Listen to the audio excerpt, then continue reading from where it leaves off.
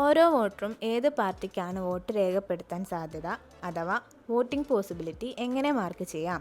Booth select ചെയ്യുക, voting possibility തിരഞ്ഞെടുക്കുക, വരുന്ന ലിസ്റ്റിൽ നിന്നും ഒരു വോട്ടറെ സെലക്ട് ചെയ്യുക, വോട്ട് ചെയ്യാൻ സാധ്യതയുള്ള പാർട്ടിയെ സെലക്ട് ചെയ്യുക, തുടർന്ന് വോട്ടിംഗ് പോസിബിലിറ്റി മാർക്കാകുന്നതായിരിക്കും.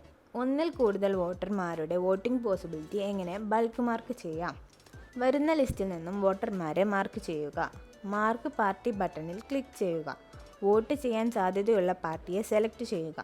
തുടർന്ന് വോട്ടർമാരുടെ വോട്ടിംഗ് പോസിബിലിറ്റി ബൾക്ക് മാർക്കായി മാർക്ക്ഡ് ഓപ്ഷനിൽ ലഭിക്കുന്നതായിരിക്കും. വോട്ടിംഗ് പോസിബിലിറ്റി വീട് അടിസ്ഥാനത്തിൽ എങ്ങനെ മാർക്ക് ചെയ്യാം?